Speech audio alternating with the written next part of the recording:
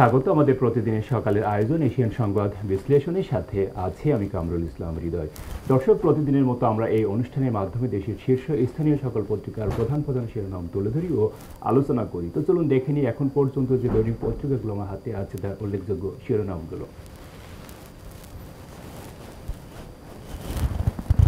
দর্শক, এখন পর্যন্ত আমার হাতে এসে পৌঁছেছে মাত্র একটি পত্রিকা এবং সেটি দিয়ে আমরা শুরু করতে চাই।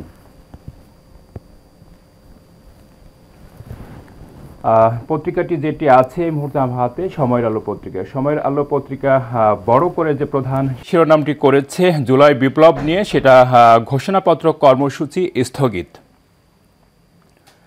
আজ বেলা ৩টায় শহীদ মিনারে মার্চ ফর ইউনিটি। আগামী ১৫ জানুয়ারি প্রধান উপদেষ্টা ঘোষণা পাঠ করবেন। নেওয়া হয়েছিল বড় জমায়েতের লক্ষ্য এবং সামাজিক যোগাযোগ মাধ্যমে দিনভর আলোচনা। এমন কিছু বিষয় নিয়ে আসলে কয়েকদিন ধরেই কথাবার্তা চলছিল এবং একটি ছবি দেখা যাচ্ছে যেখানে দেখা যাচ্ছে বাংলা মোটরের অফিসে গতকাল রাতে সংবাদ সম্মেলন করে বৈষম্য বিরোধী ছাত্র আন্দোলন। পাশে আরও আছে রমজানে দ্রব্যমূল্য স্বাভাবিক রাখতে নির্দেশ প্রধান উপদেষ্টার। সম্প্রতি সচিবালয়ে ঘটে যাওয়া আগুনের যে বিষয়টি ছিল সেটি নিয়েও পত্রিকাটি একটি শিরোনাম করেছে। 4টি ফ্লোরে প্রায় 200 কক্ষ ক্ষতিগ্রস্ত।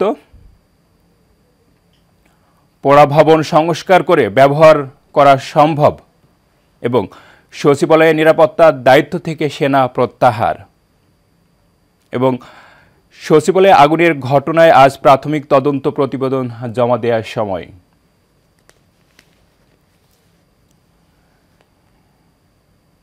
আরও আছে ঘোষণাপত্র তৈরির উদ্যোগ সরকারের।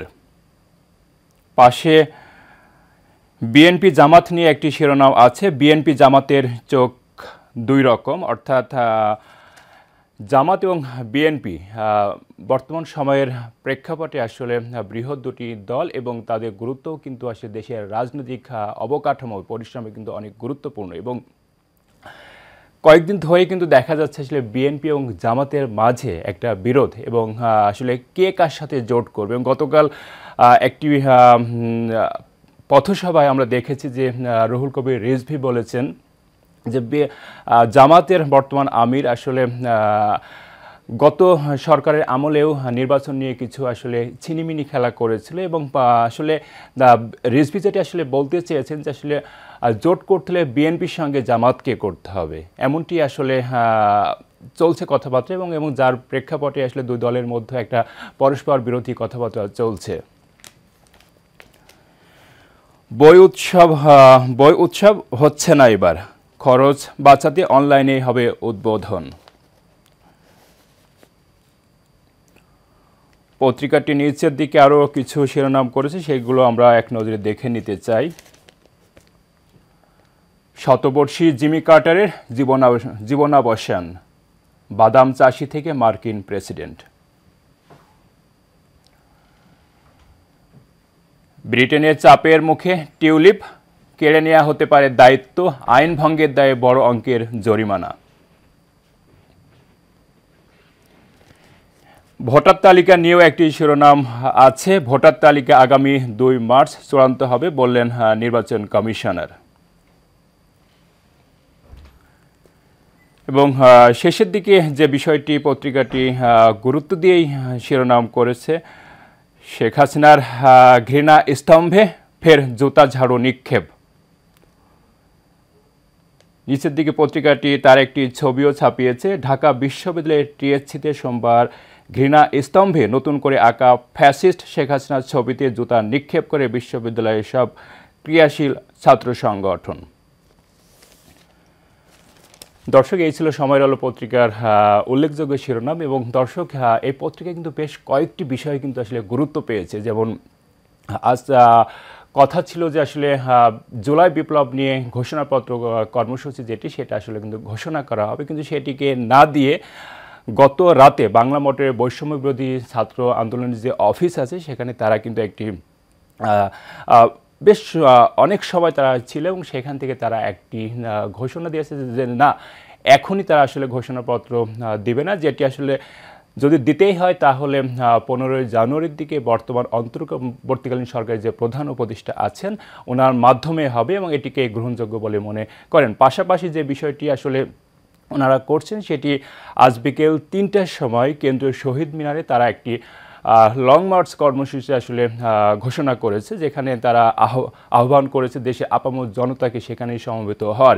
এবং পাশাপাশি সচিবালয়ে যেটা আমরা দেখেছি গত কয়েকদিন আগেই সচিবালয়ে আগুন লেগেছিল এবং সেই আগুনে প্রায় 200টি কক্ষ কিন্তু পুড়ে আসলে ছাই হয়েছিল এবং সেটির প্রতিবেদন জমা দেওয়ার জন্য একটি তদন্ত কমিটিও হয়েছিল এবং সেই কমিটি ইতিমধ্যে তারা মোটামুটি প্রাথমিকভাবে একটি কিন্তু অবস্থানে এসেছে এবং তারা আজকে সেটির কিন্তু আজকে আসলে প্রতিবেদন জমা দিবে।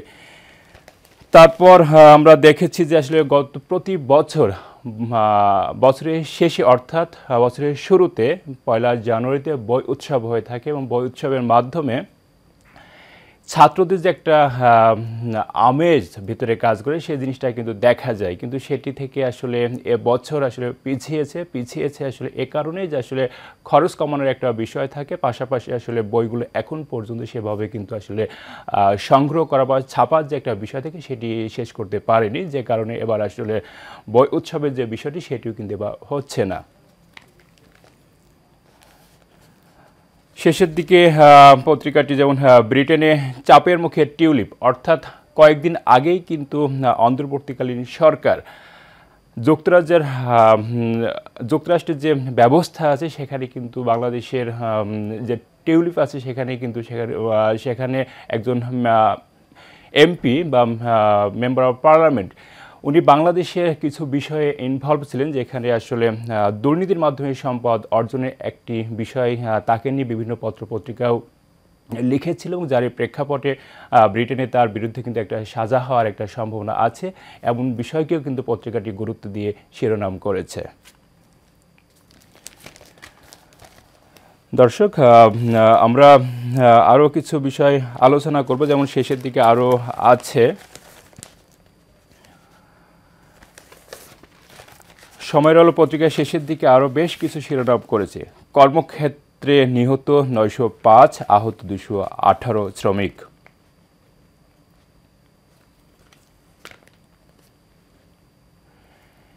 এস আলমের প্রতিষ্ঠানের হিসাব ফ্রিজ করতে চিঠি দুদকের।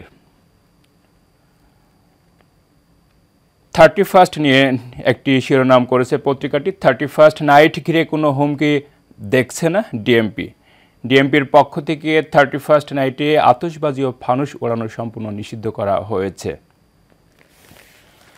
দর্শক, যেমনটি দেখছিলাম পত্রিকায় যে আজ ইংরেজি বছরের শেষ দিন, অর্থাৎ 31 ডিসেম্বর প্রতি বছর যেটি হয়ে থাকে যে এই দিন শেষে যে রাত আসে অর্থাৎ 31st নাইট ঘিরে কিন্তু আতশবাজি ফানুসের যে একটি বিষয় থাকে সেটি কিন্তু বিগত সময়েও আসলে ডিএমপির পক্ষ থেকে নিষেধ করার একটা বিষয় থাকে, যেগুলো অ্যাভয়েড করতে হবে, এড়িয়ে চলতে হবে। সে একইভাবে এবারও তার ব্যত্যয় নেই, বাট এটা নিয়ে আইনশৃঙ্খলা বাহিনী থেকে শুরু করে সংশ্লিষ্ট যারা আছে সবাই কিন্তু সচেতন যেন আসলে এই রাতকে কেন্দ্র করে কোনো ধরনের কিছু এলোমেলো কিছু যেন না ঘটে, সেজন্য আইনশৃঙ্খলা বাহিনীর পক্ষ থেকে এই ধরনের নির্দেশনা আছে সাধারণ মানুষের প্রতি।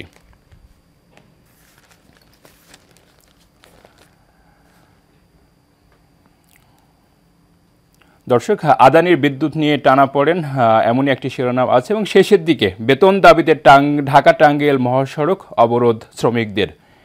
দর্শক, আমরা এখন যুক্ত হব আমাদের এক সমকালের স্টাফ রিপোর্টার ইয়াসির আরাফাতের সাথে এবং তার মাধ্যমে আমরা জানবো বিভিন্ন ইস্যু নিয়ে।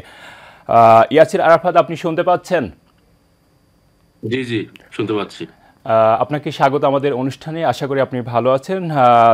প্রথমে আপনার কাছে যে বিষয়টি নিয়ে জানতে চাই সেটি হলো বৈষম্য বিরোধী আন্দোলন, ছাত্র আন্দোলনের পক্ষ থেকে আসলে জুলাই বিপ্লব নিয়ে যে ঘোষণাপত্র দেওয়ার বিষয় ছিল সেটিকে কিন্তু গত রাতে তাদের যে নির্ধারিত অফিস আছে বাংলা মোটরে সেখান থেকে তারা এটিকে স্থগিত ঘোষণা করেছে। এই বিষয়টিকে আপনি কিভাবে মূল্যায়ন করেন বা দেখেন?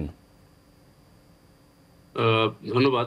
প্রথমত, বৈষম্য বিরোধী ছাত্র আন্দোলন এবং জাতীয় নাগরিক কমিটির সবাই আহ, আহ, যারা বিশেষত এই আন্দোলনে, এই গণঅভ্যুত্থানে সক্রিয় ভূমিকা রেখেছিলেন একেবারে অগ্রভাগে সামনে থেকে, তারা এই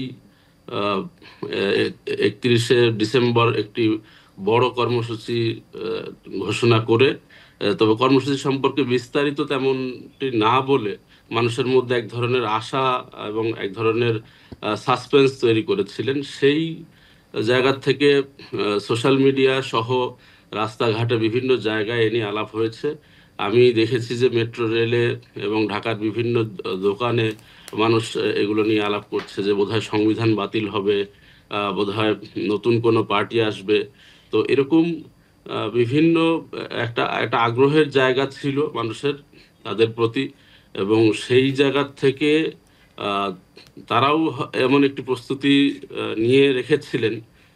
কিন্তু হঠাৎ করে দেখা গেল যে অন্তর্বর্তীকালীন সরকারের পক্ষ থেকে একটি ঘোষণা এলো যে আহ, তারা তারা আহ, জুলাই বিপ্লবের এবং জুলাই গণঅভ্যুত্থানের ঘোষণাপত্র তারা প্রস্তুত করবে।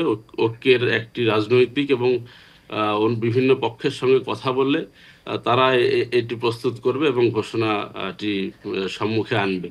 অতএব এইখানে একটি বিষয় খুবই গুরুত্বপূর্ণ, যে মানুষের যে আশা ভরসার জায়গা, এই ছাত্র নেতাদের কাছে যে আশা ভরসা, সেটা আসলে এক ধরনের হোঁচট খেয়েছে বলতে হবে আজকে। আহ, এরপরেও তারা কর্মসূচি রেখেছেন, হ্যাঁ, ইউনিটি ফর মার্চ, বা যে কর্মসূচি তারা রেখেছেন যে ঘোষণা দেওয়া হবে না কিন্তু তারা এখানে সমাবেশ করবেন। এ নিয়ে এর মধ্যে দিয়ে দেখা গেছে যে একটা মানুষ নিরাশ হবেন কিনা, আমি এই ইয়ে তৈরি হয়েছে আসলে। উম, আহ, এটা এক ধরনের আহ, সমন্বয়হীনতার ব্যাপারটিও সামনে চলে এসেছে।